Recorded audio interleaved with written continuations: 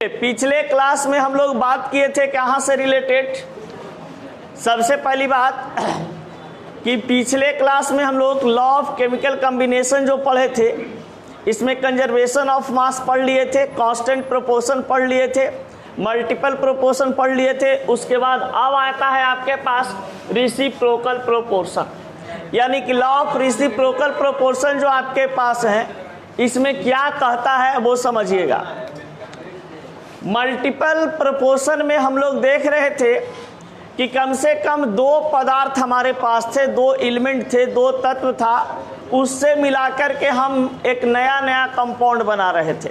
जैसे देखे होंगे कि कार्बन तथा ऑक्सीजन से मिलाकर के कार्बन डाइऑक्साइड और कार्बन मोनोऑक्साइड बनाए थे मल्टीपल प्रोपोर्शन में।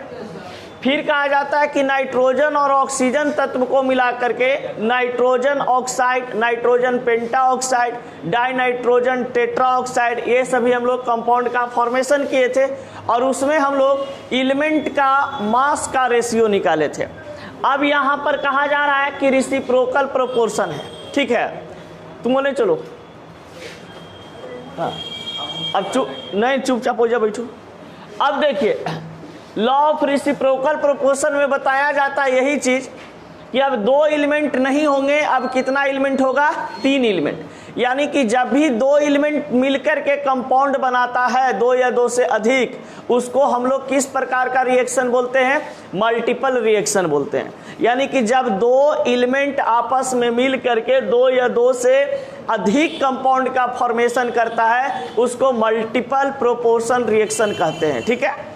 लेकिन अब कहा जाता है कि आपके पास तीन एलिमेंट हो, समझ गए? तीन एलिमेंट की बात सिर्फ करें तो तीन एलिमेंट से मिल करके जो कंपाउंड का निर्माण करता है, दो कंपाउंड बनाए, तीन कंपाउंड बनाए, चार कंपाउंड बनाए, ऐसे जितना कंपाउंड बना दे तो उस मेथड को हम लोग क्या कहते हैं? Reciprocal proportion. यानी कि अभी जो हम लोग पढ़ रहे हैं ये केमिकल कॉम्बिनेशन का रूल है, समझिएगा, केमिकल कॉम्बिनेशन का रूल है, यानी कि रासायनिक अभिक्रिया कराने का नियम है। तो अब रासायनिक अभिक्रिया आपसे ये बोल रहा है कि भैया अगर आपके पास कार्बन हो, ऑक्सीजन हो, हाइड्रोजन हो, तीन तत्व आपके पास हो, तो तीनों तत्व से मिल करके कौन कौन से कंपाउंड का निर्माण होगा, उसी प्रकार से यहाँ पर एग्जाम्पल लिया गया है कि कॉपर को, सल्फर को और ऑक्सीजन को, हमारे पास तीन एलिमेंट हैं, तीन एलिमेंट को आपस में मिला करके यहाँ पर कौन कौन कंपाउंड बना सकते हैं। तो देखिए कॉपर और ऑक्सीजन मिलेगा तो क्या चीज का निर्माण करेगा? कॉपर ऑक्साइड का। देखिए बना दिया, ये कॉपर प्लस ऑक्सीजन मिलकर के कॉपर ऑक्साइड। सल्फर और यहाँ पर ऑक्सीजन मिलकर के कौन चीज का निर्माण करेगा? Sulphur dioxide. Copper plus H2 यानी S मिलकर के ये बना देगा कॉपर सल्फाइड। यहाँ पर ये तीन एलिमेंट जो है, तीन कंपाउंड का, तीन अलग अलग कंपाउंड का निर्माण कर रहा है। अब इसमें देखते हैं कॉपर का रेशियो अगर इसमें देखेंगे तो 63 अनुपात इसका कितना हो जाएगा? 16, यही होगा ना। सल्फर में अगर देखते हैं तो सल्फर का एक का हो जाता है 32 अनुपात ऑक्सीजन का हो जाएगा कितना? 32, क्योंकि एक ऑक्सीजन का 16 तो दो ऑक्सीजन का 32। तीसरा में आते हैं, इसका रेशियो हो जाएगा 63 अनुपात कितना में? सल्फर का मिलाया गया है आपके पास 32, 63 अनुपात 32। यानी कि जब कॉपर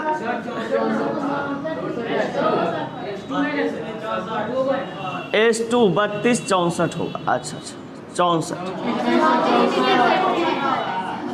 64, हाँ 32 दूनी 64। अब देखिए अब यहाँ पर कह रहा है क्या चीज कि कॉपर प्लस सल्फर या कॉपर प्लस ऑक्सीजन को हम लोग मिक्स किए तो यहाँ पर बनाया कॉपर ऑक्साइड, जिसमें कॉपर का मास 63 ग्राम और ऑक्सीजन का मास 16 ग्राम। अब सल्फर और ऑक्सीजन मिलते हैं तो सल्फर डाइऑक्साइड बनाया, जिसमें सल्फर का मास कितना दिया हुआ है रेशियो के रूप में? 32, और ऑक्सीजन का मास दिया हुआ है कितना? 32। यानी कि सल्फर का होता है 32, तो एक सल्फर है तो 32 × 1 = 32।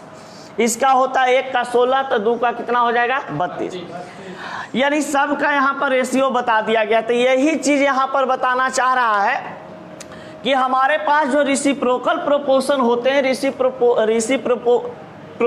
रेसिप्रोकल प्रोपोर्शन का जो मेथड है, इसके अनुसार अगर हम किसी रासायनिक अभिक्रिया में किसी तत्व को मिलाते हैं तो यहाँ पर 3 मॉलिक्यूल होंगे या 3 एटम होंगे या 3 एलिमेंट होंगे। 3 एलिमेंट जब आपस में मिलता है तो और मिल करके 3 या 3 से अधिक या 2 कंपाउंड का अलग अलग कंपाउंड का निर्माण करते हैं तो उस नियम को हम क्या कहते हैं, लॉ ऑफ रेसिप्रोकल प्रोपोर्शन कहते हैं। यानी कि इसको हिंदी में क्या कहा जाता है, पारस्परिक अनुपात का नियम। अब देखिए यहां पर अलग अलग देख लिए बाबू, ये बंदा ये बना दिया, कॉपर ऑक्साइड वाला ये बना दिया और सल्फर ऑक्साइड वाला ये बना दिया। इसमें वही चीज को तोड़ करके बस बता दिए हैं कि जब CuS2 जो हमारे पास है ये कॉपर और सल्फर से मिलकर के बने हैं। Copper oxide copper plus oxygen से मिलकर के बने हैं। सल्फर प्लस ऑक्सीजन से आपका सल्फर डाइऑक्साइड बना है। इसमें कह रहा है कि कॉपर है जो 63 ग्राम, ये है 64 ग्राम, ये है 63, ये है 16, ये है 32, ये है 32। अगर इसको सिंपलेस्ट फॉर्म में तोड़ोगे तो हमको नहीं लग रहा है कि टूट पाएगा। एक ई तो कटेगा, एक कटेगा, ई कैसे कटेगा, नहीं ना कटेगा। तो इसको डायरेक्ट इतना ही छोड़ दो। इस रूप में ये बता रहा है कि आपके पास जब 3 कंपोनेंट मिलते हैं तो आपस में 3 अलग अलग नए पदार्थ का निर्माण करते हैं। यानी कि 3 तत्वों को मिलना कौन सा रासायनिक अभिक्रिया कहलाता है, अभिक्रिया का नियम कहलाता है, रेसिप्रोकल प्रोपोर्शन कहलाता है। चलिए, कहा गया है हमारे पास रेसिप्रोकल प्रोपोर्शन में कि कम से कम आपके पास 3 एलिमेंट होना चाहिए। समझ गए? अगर 3 एलिमेंट आपस में परस्पर संयोग करके, 3 एलिमेंट आपस में परस्पर संयोग करके जो कंपाउंड का फॉर्मेशन करते हैं, उस कंपाउंड में यहाँ पर कह रहा है कि तत्वों का मास बताइए अनुपात में। तो देखिए, रेसिप्रोकल प्रोपोर्शन का मतलब यही है, जहां पर प्रोपोर्शन शब्द लग चुका है तो प्रोपोर्शन शब्द का मतलब ही होता है कि मास को या किसी भी चीज को क्या चीज में बदल दें, अनुपात में बदल दें। अब यहाँ पर भैया बोला है रेसिप्रोकल। अब रेसिप्रोकल का मतलब ही होता है क्या चीज, परस्पर या पारस्परिक। तो पारस्परिक मतलब आपस में संयोग करना। तो देखा जाए, जब यहाँ पे कार्बन प्लस ऑक्सीजन को मिलाते हैं तो यहाँ पर एक नया कंपाउंड बनता है, कार्बन ऑक्साइड, कार्बन डाइऑक्साइड। इस कार्बन डाइऑक्साइड में आप देखिएगा कि कार्बन की उपस्थिति है और ऑक्सीजन एलिमेंट की उपस्थिति है। तो बताइए कि कार्बन का एटॉमिक वेट 12 होता है और इसका कितना होता है, 16। यानी कि यहाँ पर आराम से कह सकते हैं कि 12:16 में मिक्स है। इसको सिंपलेस्ट फॉर्म में तोड़ेंगे तो टूट जाएगा। अच्छा, 16 दूनी 32। अब बताइए, तोड़ेंगे इसको तो टूट जाएगा ना। ये आपका 3:8 में, यानी कि 3:8 में कौन अवेलेबल आपका है, कार्बन और ऑक्सीजन। यानी 3:8 में ये अवेलेबल है। अब देखिए, अब कह रहा है कि हाइड्रोजन और ऑक्सीजन आपस में परस्पर संयोग करते हैं। तो आपको यहाँ पर कहता है क्या चीज, कि यहाँ पर H2O का निर्माण करता है। यानी कि इस रूप में हम कह सकते हैं कि आपके पास 2H2O हो जाएंगे। अब यहाँ पर देखा जाए, जब 2H2O आपके पास बनता है, यानी कि इसमें हाइड्रोजन का रेशियो कह रहा है और क्या चीज का रेशियो, ऑक्सीजन का। तो अब देखा जाए, हाइड्रोजन का रेशियो यहाँ पर कितना निकल जाएगा, 4, क्योंकि एक हाइड्रोजन का एटॉमिक मास 1 होता है तो 4 हाइड्रोजन का 4। एक ऑक्सीजन का एटॉमिक मास 16 तो 2 हाइड्रोजन का 32। यानी कहने का मतलब कि हाइड्रोजन का 4 अनुपात और ऑक्सीजन का 32 अनुपात किसमें अवेलेबल है, ये H2O में अवेलेबल है, 2H2O में। अब यहां पर कहते हैं कि इसको अगर हम सिंपलेस्ट फॉर्म में काटेंगे तो कितना आ जाएगा 1:8, यानी 1:8 में कौन अवेलेबल है H2O, हाइड्रोजन और ऑक्सीजन। एक बात बता, इसमें ये 3:8 1:8 में हम कैसे पता करेंगे कि हाइड्रोजन को इतना बोल रहा है, कितना में 1 है कितना में 8 है। ठीक है, तो जरा समझना है, मैथमेटिकल कंसेप्ट है।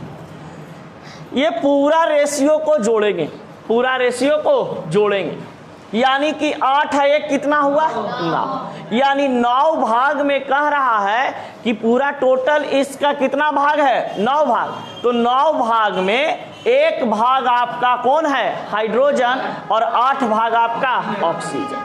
यहां पर देख लो, कार्बन डाइऑक्साइड में टोटल कितना भाग 11 भाग, 11 भाग में कार्बन कितना भाग 3 और ऑक्सीजन 8। कोई दिक्कत? अब समझ, अब देखा जाए इसका भी काम कर दिए, इसका भी काम कर दिए, अब बचा कौन ये वाला, यानी कि कार्बन प्लस हाइड्रोजन को भी क्रिया करवाया गया, तो यहां पर क्या चीज का निर्माण किया CH4।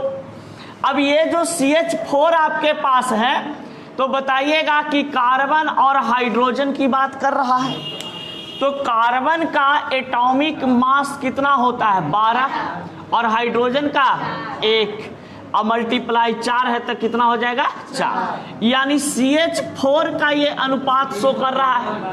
इसको काटेंगे तो कितना में कटेगा 3:1। इसका कहने का मतलब है कि हमारा CH4 मुख्य रूप से 4 भाग में है, जिसमें कार्बन आपका 3 के रूप में है, 3 भाग के रूप में, और हाइड्रोजन 1 भाग के रूप में। 3 भाग और 1 भाग मिल करके 4 भाग बना रहा है, जिसमें कार्बन 3 और हाइड्रोजन 1। अब ये तीनों को यहां पर लिख लो, कार्बन डाइऑक्साइड 2H2O और यहां पर CH4, इसका रेशियो लिखो, इसका रेशियो लिखो, कितना है 3:8, इसका कितना है 1:8 और यहां पर कितना है 3:1, यानी कि ये आपके पास जो अलग अलग कंपाउंड बने 3 अलग अलग एलिमेंट से, उसका यहां पर पारस्परिक अनुपात कितना आ रहा है, इतना आ रहा है। कोई दिक्कत? चलिए, ये सब बिहार बोर्ड में हो तो पढ़ा भी दिया जा रहा है। नीट और IIT का तैयारी करते बड़ा इंस्टीट्यूट में ना, तो डायरेक्ट एवोगाड्रो लॉ से शुरू करता है, ये सब छोड़ देता है।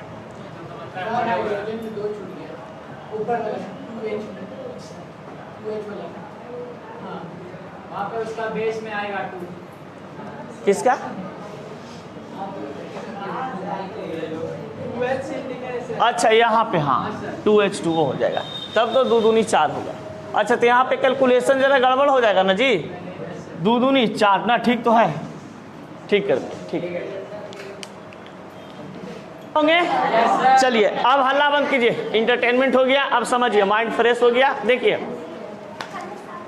कहा जाता है बाबू गैलुसक लॉ ऑफ गैसियस वॉल्यूम, इसको आप पहले बड़ा ढंग से सोचो। किसी भी डिफिनेशन को जो ऊपर में नाम दिया हुआ रहता है, उस नाम में ही डिफिनेशन का पूरा अर्थ छुपा रहता है, समझ गए।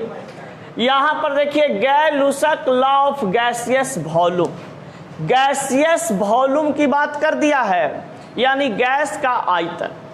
अब गैस का आयतन आप देखे होंगे कि किसी भी गैसियस पदार्थ को हम खुली अवस्था में नहीं रख सकते, यानी कि गैस को हमेशा क्लोज कंटेनर में रखा जाता है।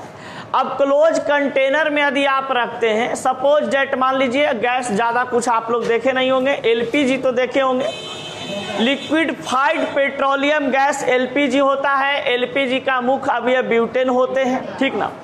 अब कहा जाता है कि LPG का सिलेंडर में जो गंधयुक्त गैस डाले हुए रहते हैं, वो एथिल मरकैप्टन होता है, जिसका सूत्र क्या होता है C2H5SH होता है। अब उस गैस को देखिएगा तो चारों तरफ से पैक रहता है, सील रहता है, यानी कि वो एक प्रकार से हम कह सकते हैं कि क्लोज्ड कंटेनर है। तो किसी भी गैसीय आयतन को हम लोग तभी मेजरमेंट कर सकते हैं जब कोई बंद संरचना वाले कंपाउंड बर्तन में उसको हम रखेंगे।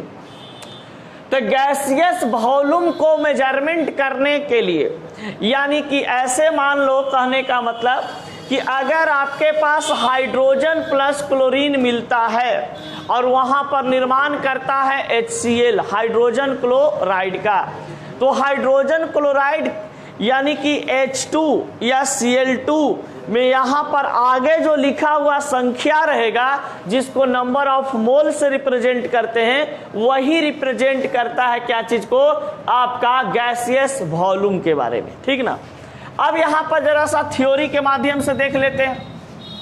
It is a investigated a large number of chemical reactions occurring A gas, यानी गैस का जो रासायनिक अभिक्रिया के दौरान हम गैस बनाते हैं, उस गैस के आयतन को बताने में ये नियम मदद करता है।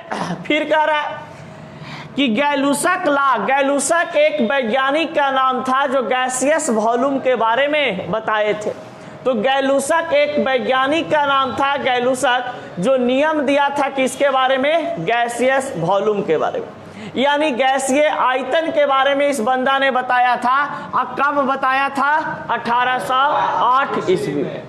अब देखा जाए, यहां पर कहता है कि when gases react together they always do not show in volume which bear a simple ratio in 1। इतना इंग्लिश पढ़ने से बढ़िया है, लेकिन वीडियो में साफ साफ नहीं नजर आएगा, पढ़ देते, देख लेना रे भाई, तो नहीं हो पंछा वो देखबे करता है, तोरे लगे मेहनत कर रहे हैं। They always do so in volume which bear a simple ratio to one another and to the volume of the product. If these are also gases provided, all measurement of volume are done under similar conditions of temperature and pressure. देखिए, इसका मतलब क्या है, जो हिंदी में नहीं लिखवा है लिख लीजिए। हाँ, वे कहता है कखा ना लिखा आता है, लिखा जाए इस नियम का, अच्छा ऊपरे तो लिखवा ही दिए, इस नियम के अनुसार, हिंदी जरूरी है बाबू, इस नियम के अनुसार गैसों का परस्पर संयोग, गैसों का परस्पर संयोग, परस्पर संयोग उनके आयतन, परस्पर संयोग उनके आयतन के सरल अनुपात, सरल अनुपात में होता है, बोल के मत लिखो, सरल अनुपात में होता है तथा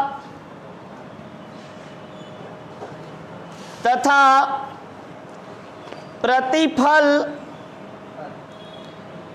गैस का आयतन, गैस का आयतन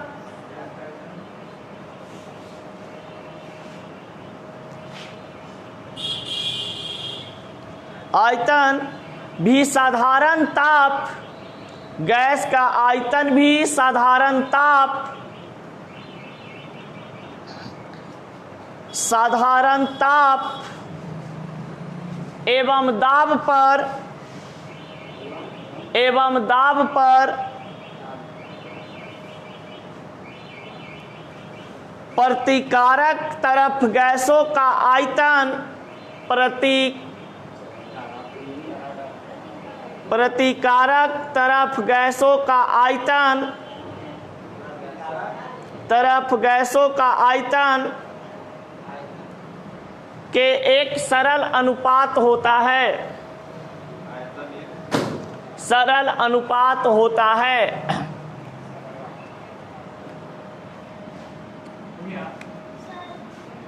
हाँ, आप जा सकते हैं। लॉ ऑफ गैलुसक, जरा सा इसको समझिए। लॉ ऑफ गैलुसक की अगर बात करता है तो ये बंदा बताया था गैसियस वॉल्यूम के बारे में। ये क्या चीज के बारे में बताया था, गैसियस वॉल्यूम के बारे में, यानी गैस के आयतन के बारे में ये बेचारा बताया था। अब गैस का आयतन हम कैसे निकालेंगे वो जरा सा समझिएगा। कहीं कहीं आप देखते होंगे कि आपके पास हाइड्रोजन प्लस क्लोरीन जब मिलते हैं तो हाइड्रोजन और क्लोरीन गैस को मिलने से एक नया गैस बनता है जिसको कहा जाता है हाइड्रोजन क्लोराइड। यानी हाइड्रोजन क्लोराइड एक प्रकार का गैसियस पदार्थ है। अब यहाँ पर देखिएगा कि हाइड्रोजन में यहाँ पर H और यहाँ पर क्या चीज Cl2। एक बात बताइए, H और Cl भी मिलाकर के हम HCl बना सकते हैं कि नहीं? इस रूप में नहीं बनेगा, क्योंकि हाइड्रोजन एक अनस्टेबल यहाँ पर मॉलिक्यूल है, एटम है, और क्लोरीन भी एक प्रकार का यहाँ पर अनस्टेबल कंपथी है, क्या बोलते हैं जी, एटम है। तो ये अनस्टेबल यहाँ पे मिलेगा नहीं। हाँ, यहाँ पर एक स्टेबल हाइड्रोजन H2 हो और क्लोरीन अपने आप में यहाँ पर स्टेबल हो, तब यहाँ पर दोनों मिल करके क्या बना देंगे, 2HCl। समझ गए?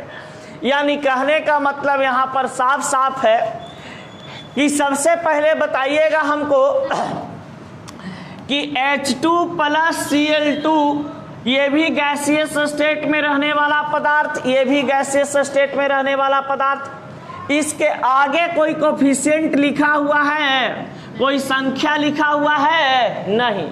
जब कोई भी संख्या लिखा हुआ ना रहे तो अपना मन से हम इसको क्या मान लेते हैं, एक वॉल्यूम, एक वॉल्यूम। और इसके आगे भी हम क्या लिख देंगे, एक वॉल्यूम।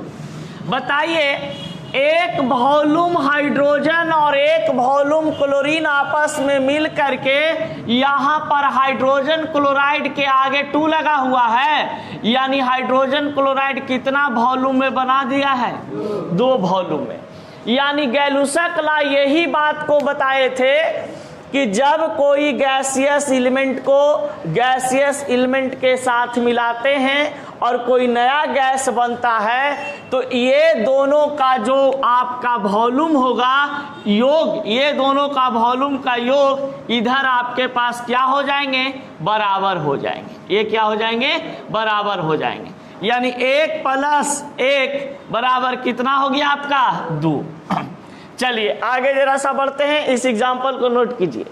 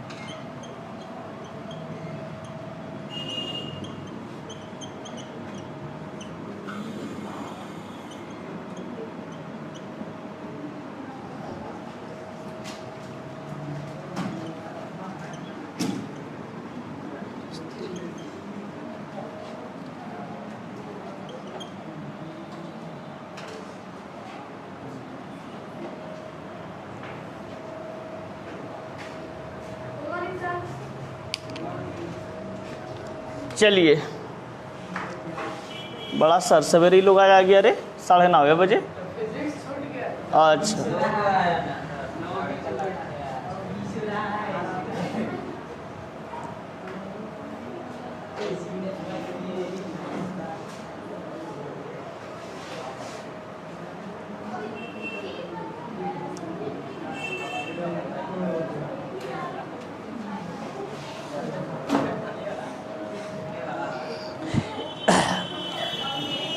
इसमें नाइट्रोजन, हाइड्रोजन और अमोनिया का अनुपात बताइए कितना होगा।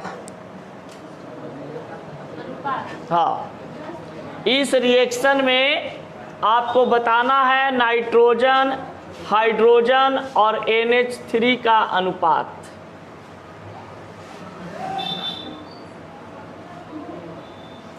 अनुपात बताना है किस रूप में? वॉल्यूम के रूप में।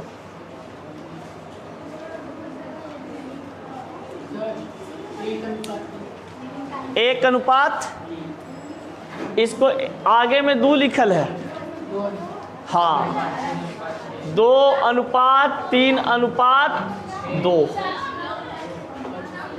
ऑक्सीजन है, हाइड्रोजन और ऑक्सीजन को मिलाते हैं तो कौची बनता है? वाटर। अब जरा देखना बाबू, वाटर में यहाँ पर कह रहा है कि 2H2O होगा, अब पहले इस ऑक्सीजन में O2 होगा, तो टौची बना बेटा हो 2H2O। अब बनाओ इसको, बन गया। हे देवता,